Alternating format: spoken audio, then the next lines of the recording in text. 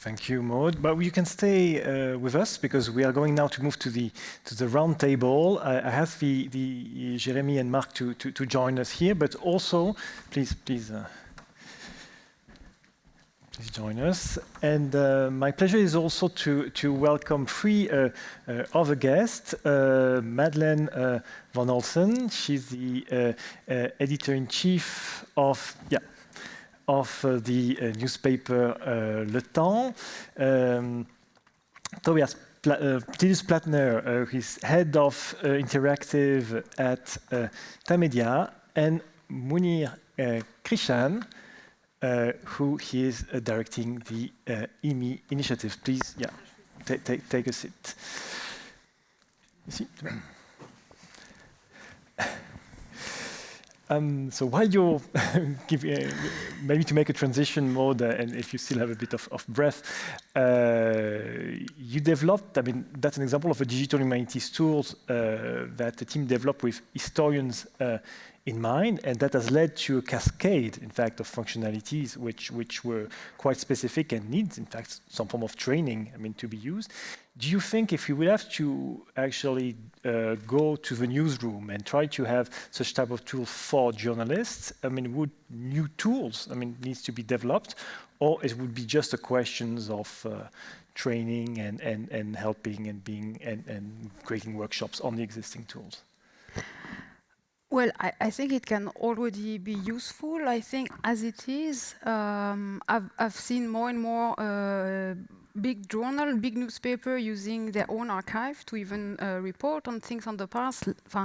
The journal Le Monde lately was covering a lot the French presidential election, and they had this series of articles the day when, and each time they were kind of having a picture, really a picture, a JPEG of their own archive and talking about it. I don't know how they find this, if they took a lot of time, but I'm sure that a tool like Impresso on their archive could already help the journalists who are writing this kind of article to contrast the news of today with the news of the past, could really already help them. Then if there will be something to adapt for journalists, it's a bit difficult to answer like this. I would say it's up to journalists to more express their wishes. I think perhaps it goes more into data analytics. This tool is currently very much oriented towards content discovery and exploration, but there is many things that we can do more about this. So I think both. It can be useful as it is, and it can certainly be extended, and it will help.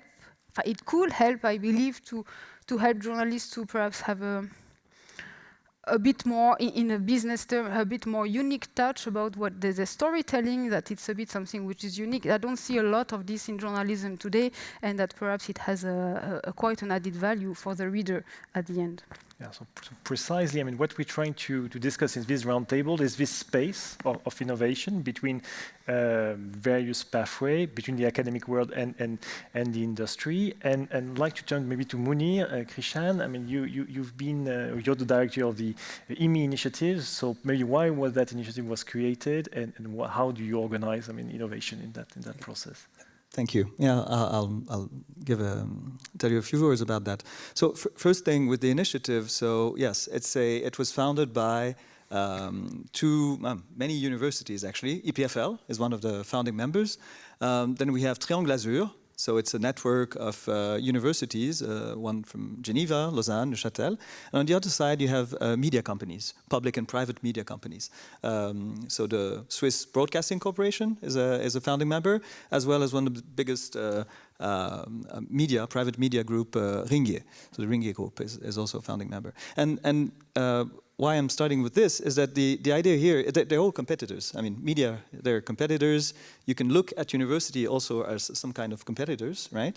And they wanted to come together and try to find solutions to challenges that media was facing, mostly, and take this set of challenges that can really be shared, that where there's no competition because you're all facing the same challenge. The world for media is becoming more and more difficult, right? And you can really try and address some of it in a non-competitive way. So this is really how it started.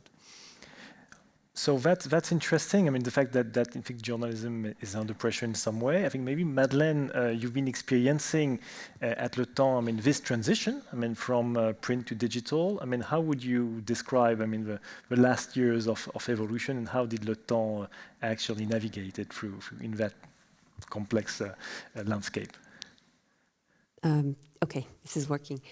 A tough question. So I would say, maybe I would start saying that the Le Temps is in this Impresso archive, and actually the Gazette de Lausanne that was mentioned was one of the ancestors of Le Temps. So we were, you know, we have this heritage, very, very long heritage. Le Temps was created in '98, so 25 years ago, and went through the whole evolution that all the, you know, all the media went through in the world.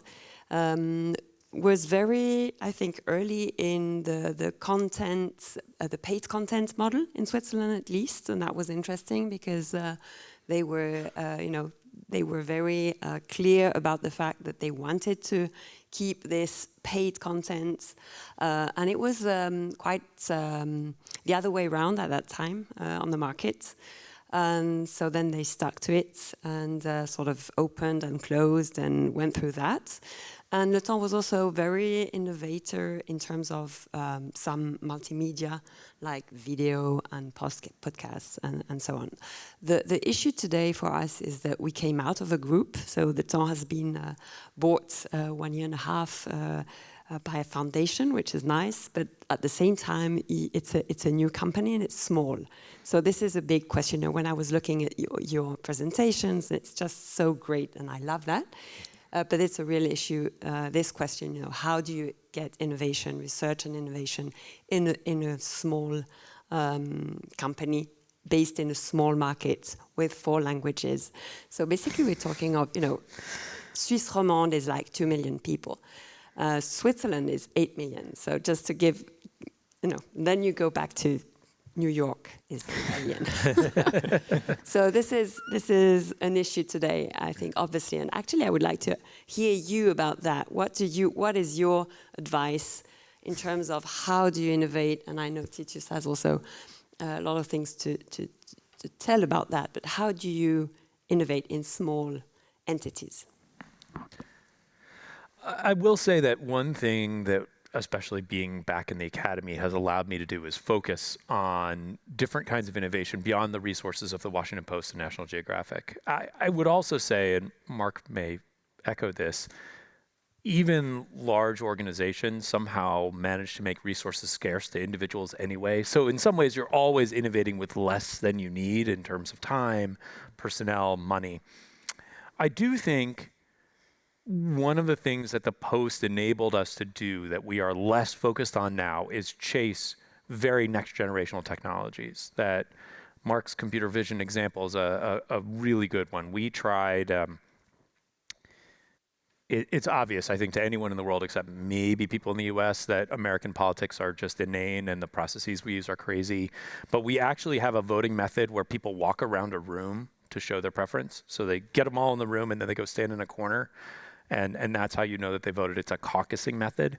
And so we tried to use computer vision to track people caucusing, and it was a complete failure. And thankfully, we had a half dozen actual journalists in the room who could then report not using computer vision on the results of the caucusing.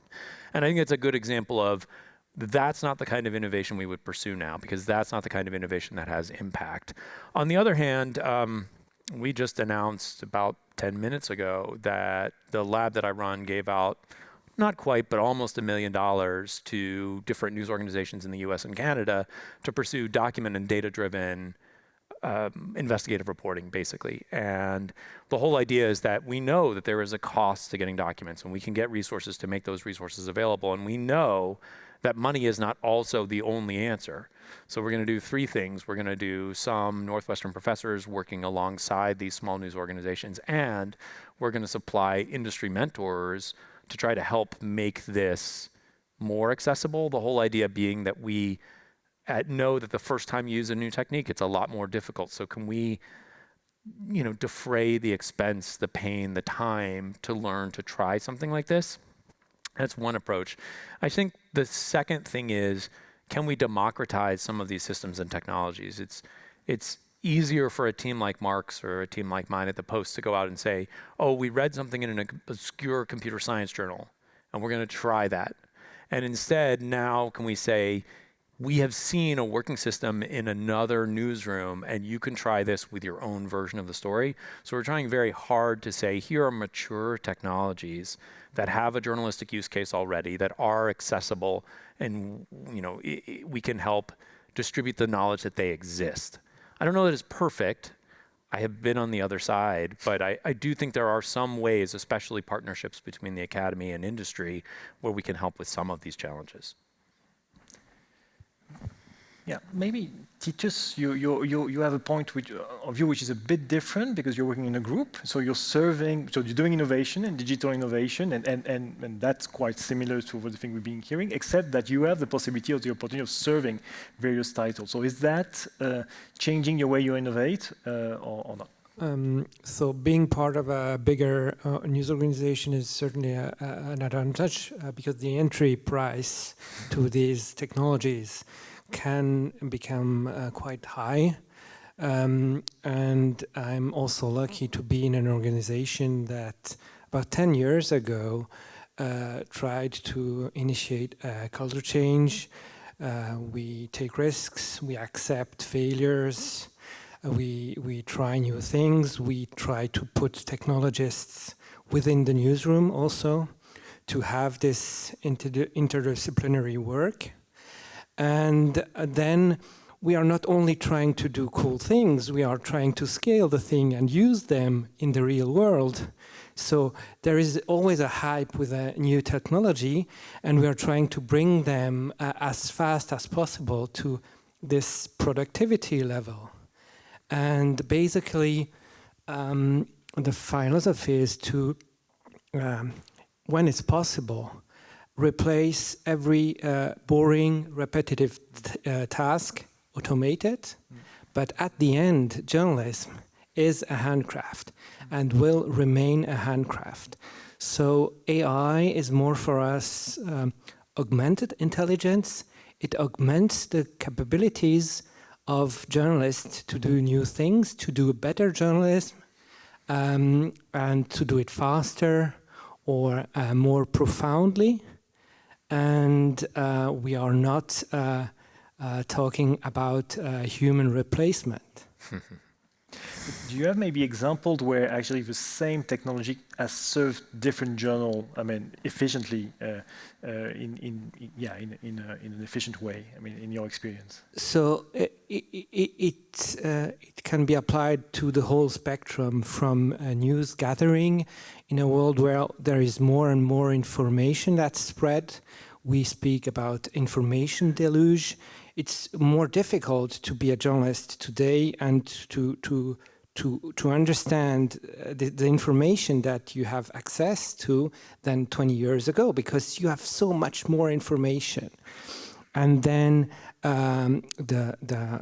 discovering the stories, find information in this complexity.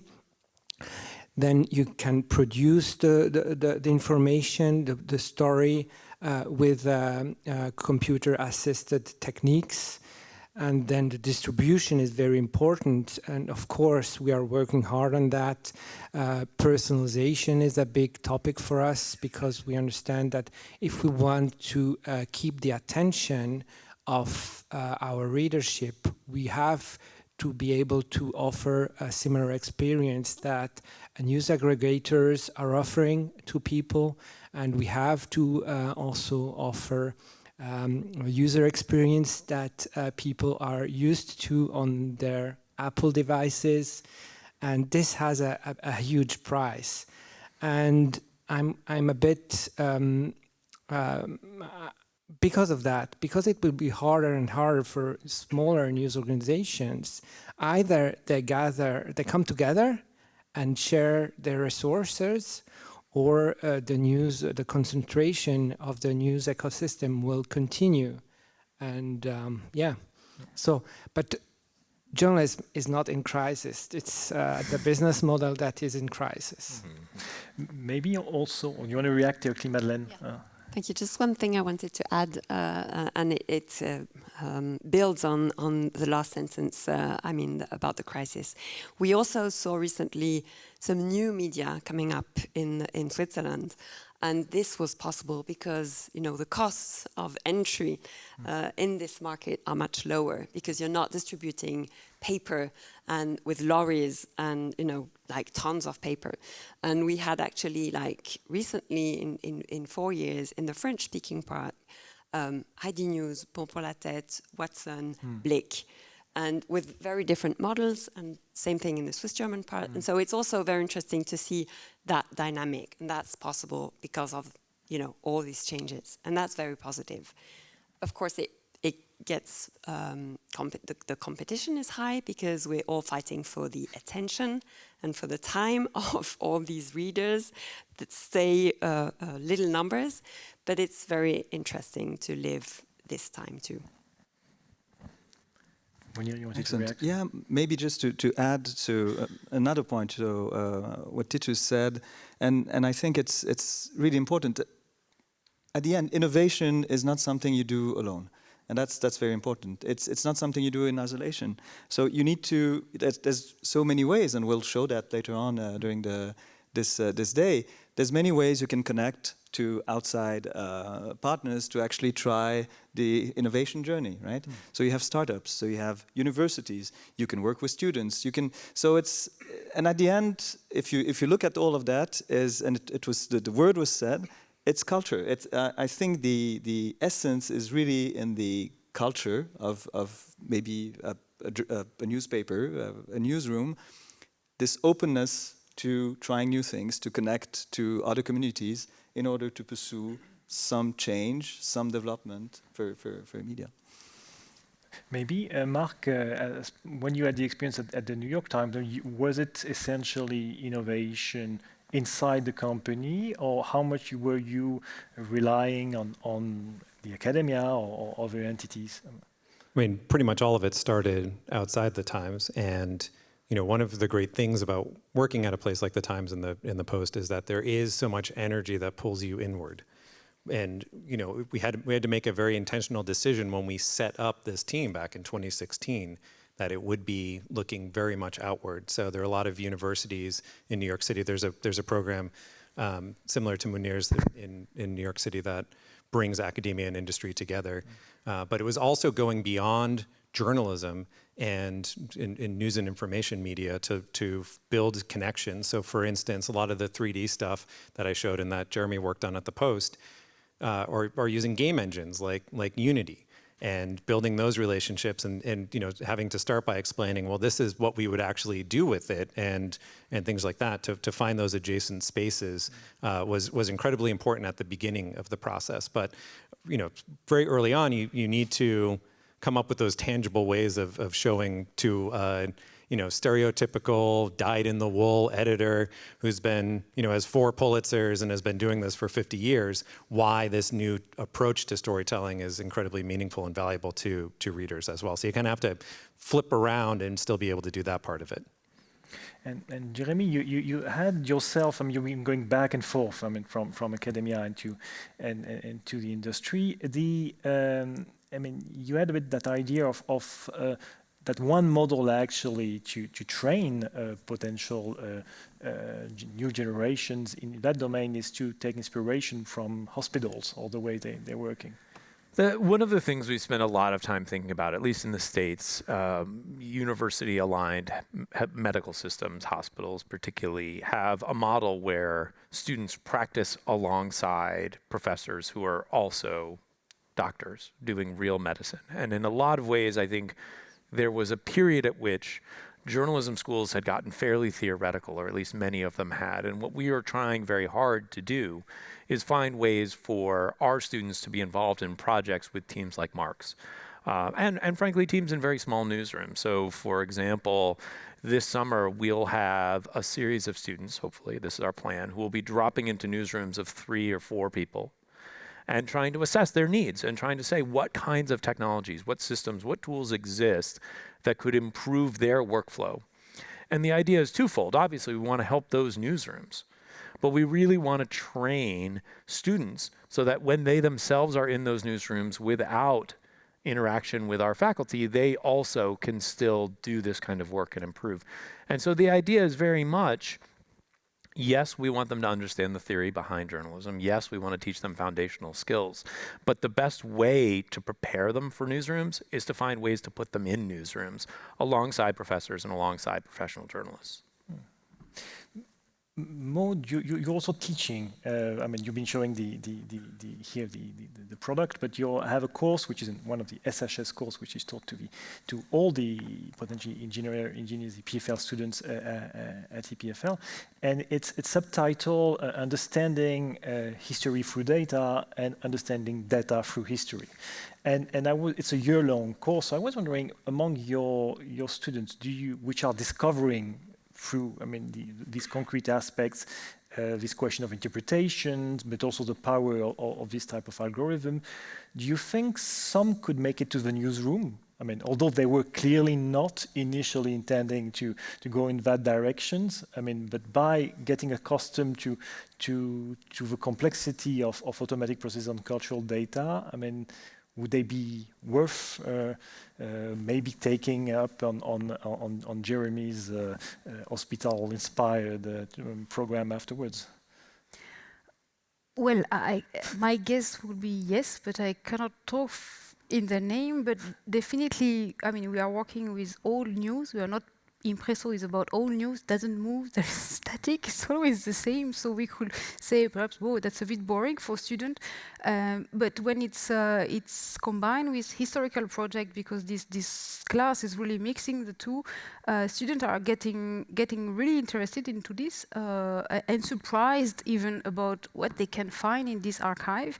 And this year we were a bit lucky because we had chosen my colleague with whom I'm teaching this class had chosen a historical project which echo quite a lot of the last month's actuality. So it really showed the students that they were capable of kind of better understanding today by discovering what has been written in the past. And yes, being very curious about both history and I think media in general. And if I can say also, we have other students which do projects for in other kind of curriculum, and they really like to work with this kind of data. Whether they will do the job eventually, I know some of them have applied to Tamedia, not to say the least. I have been there, and so yes, I think it's engineers, but they are happy to apply the skills that they are learning to this kind of data, and we are curious about the world. Maybe Madeleine, when you hire yes, new people at the redaction, yes. I mean, do you I don't know if do you find the right profiles? Yeah, I don't know if there are any in the room, but if they are, please do come to me. We are looking for people with other backgrounds. That's very needed. There's a lack of skills, and so if you do have interest in media, yes, indeed. And you were also talking of these dual paths, hard. So okay, let's try and get mix people and get them together. And I really do believe very strongly about that interface and the innovation that comes between people mixing from different backgrounds. And one thing we can say is, why what are we doing?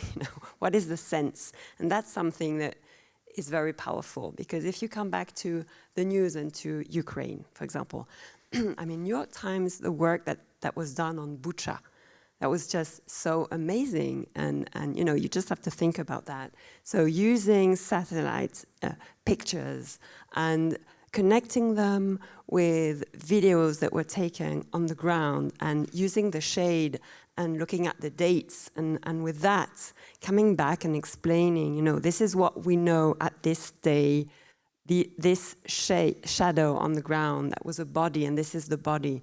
And it really does make sense, and that's why it's interesting. So that's just saying yes.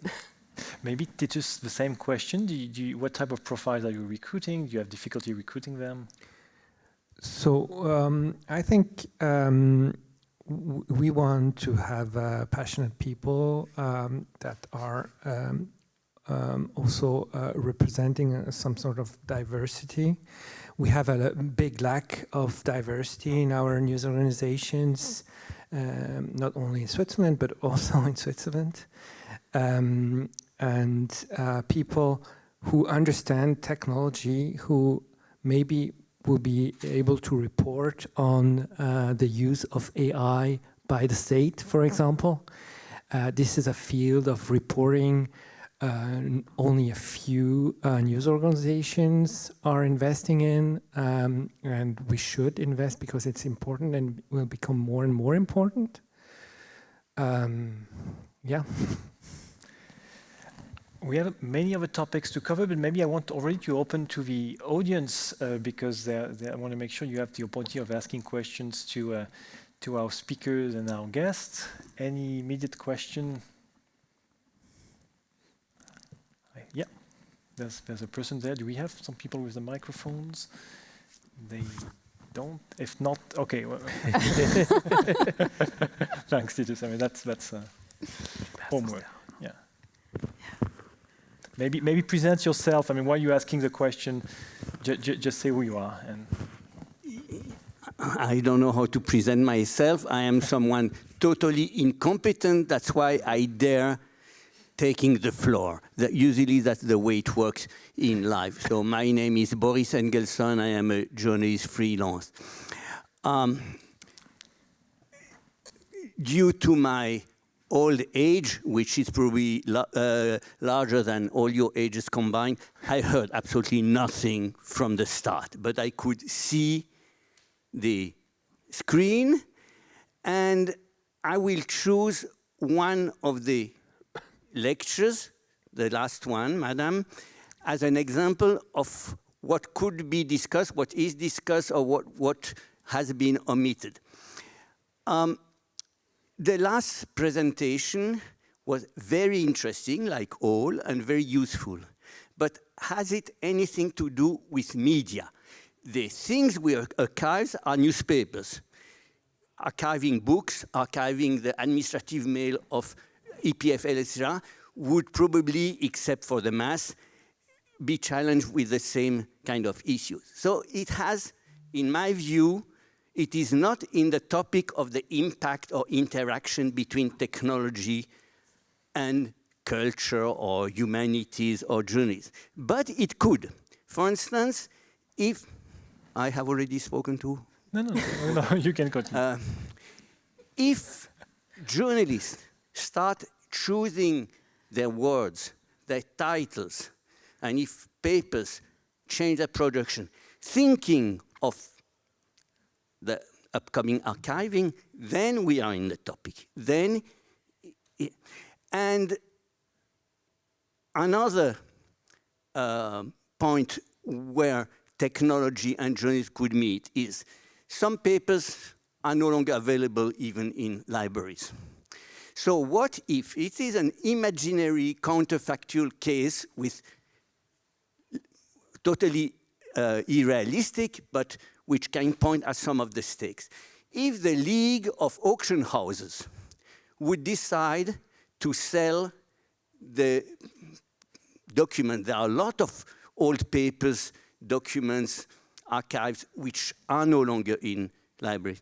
They would try to sell it, I mean sell the service. It would be a challenge, it would be a competition to newspapers, to libraries, etc. There you see a possible impact of new technologies on humanities. I don't want to be longer, but you see what I am about.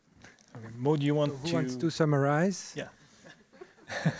I mean, the question, I guess, is, you have oceans of informations and possibilities of actually finding paths and reaching to the information, which are now extremely challenging. I mean, most of the things we've actually been seeing and presented were still based essentially on traditional information gathering. So I don't know, Maud, if you want to answer on that, because you also have a past, something which is important to say is that before actually working on these technology for archiving, you were using the same technology for media monitoring and finding and digging in oceans and information in general. So about the possibility of filtering out beyond what is actually possible to be aware when you're a journalist. I mean, do you feel there's relevance or not? What is the question? I mean, I think what is at stake here is that we have, I mean, the two sides. I mean, we've been talking about the storytelling side. We've been talking about meeting audiences and adapting. But there's also the gathering of information in the first place, which in many places is traditional. Although we saw that just, I mean, the archives are beyond what anybody can remember, and beyond the archive, you have the world, I mean, as itself. And for that, you have also algorithms which are potentially useful. No, definitely. I think the point was correct. I mean, in what I presented, it's the target audience is mainly historians. So it is about media. The link with the other presentation is really the object. And the way we have been working on was really to help historians to collect information in these oceans of past information. And historians, that was really the target, the perspective was history.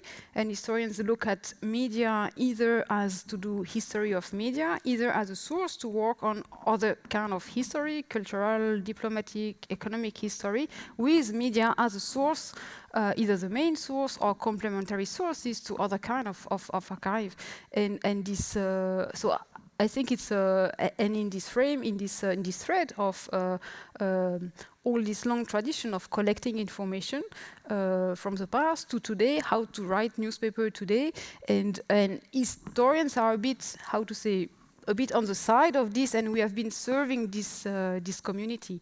But the problematic of collecting information is, I think, common to journalists and to historians. They are facing different challenges. They have different methodology, even epistemological posture in front of this.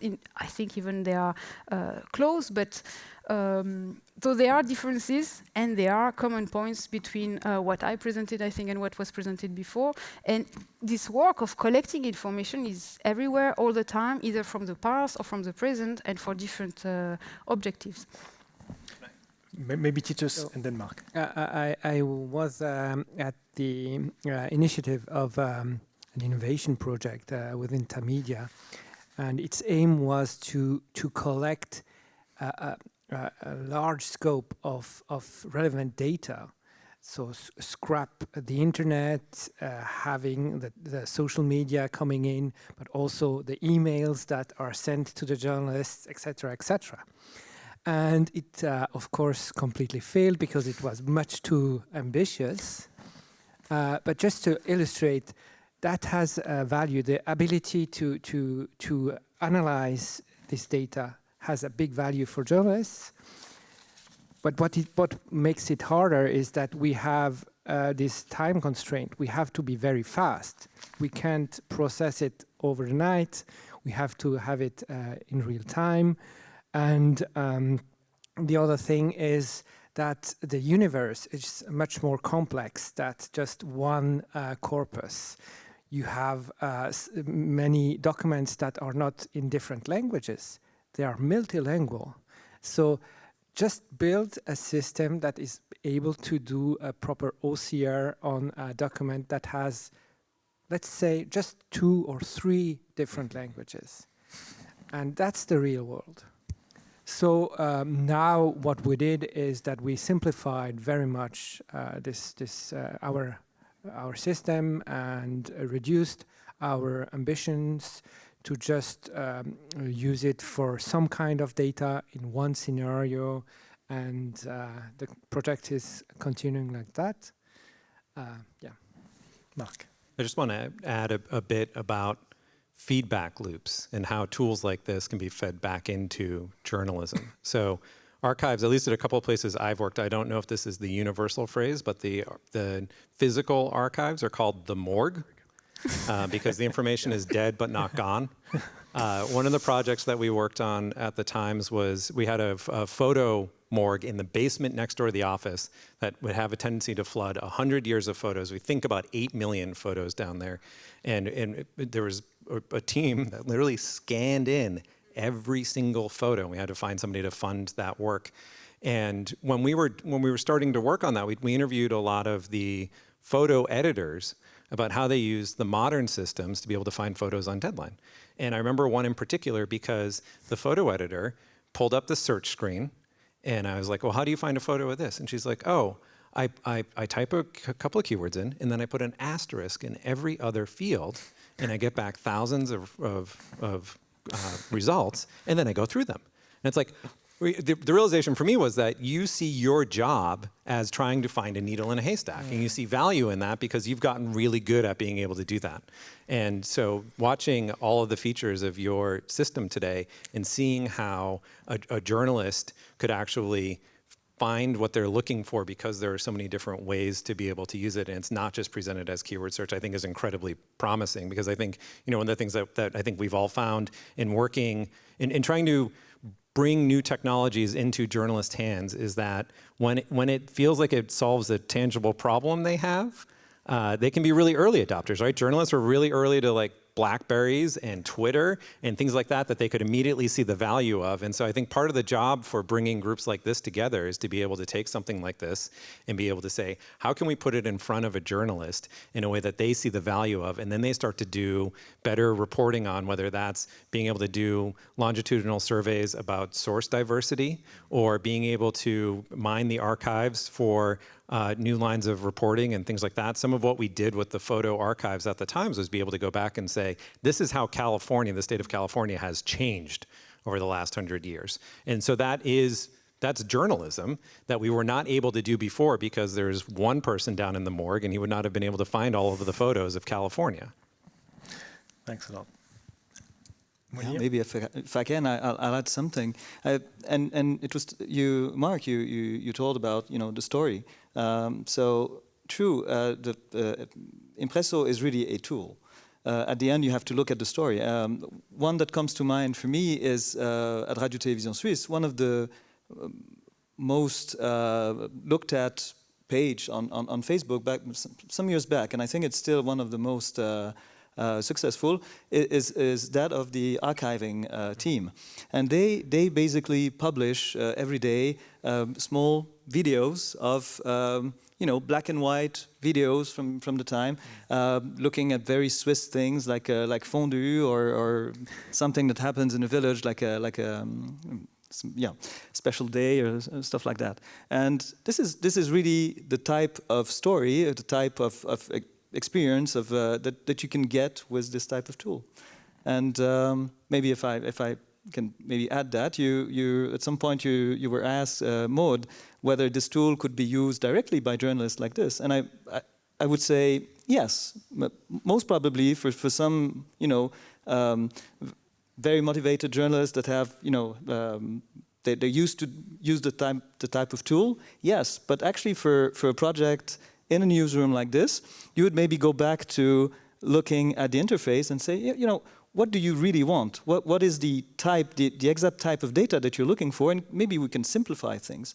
And I'm thinking about this because this is typically the type of things we do in our projects when we have different teams of researchers, different disciplines. So you have engineers working on the tool, designers working on the interface, and then you have people from digital humanities or social sciences looking, or journalism school, looking at, what is really useful for the newsroom. Talk to journalists and see what makes sense. Looking at the public, what do they want exactly? And you have to try to match that and make it work, basically. Excellent. So I think we're making progress. I mean, the idea of that session was to start asking the question. We wanted to go and be more and more concrete. So we're going to do a break now so that you have time to go in the forum and actually see concrete projects, see live demonstrations about some of the things linked with that particular thematic, but some others which are linked with the thematics we're going to discuss tomorrow. And just after the break at 8:50, I mean, we're going to have a very dense session where we try to show a kind of landscape about initiatives and projects in the Swiss news tech. So Mounir will actually be the master of ceremony at a very fast-paced way, where you will be bombarded by startups, by projects, and see a lot of very concrete examples so that we can progressively move from this a bit theoretical, a bit general discussion to exactly, what is the landscape? And you had, of course, the opportunity to discuss with the project holders either today during the break or tomorrow. They will be around. It's the whole idea of connecting these professional communities with the actual audiences. And after that session, we will close with an historian of the media, François Vallotton. We'll speak in French for that ultimate element, and we'll come back now on all we've been saying and take a longer perspective. What is the future of the press when it was the future of the press several decades ago, and that sort of questions. So I invite you now to go back to the front, take also a bit of rest, discuss ask the question you didn't have the opportunity of asking to the various members of the roundtable. And I thank you again for these initial discussions. Thanks again.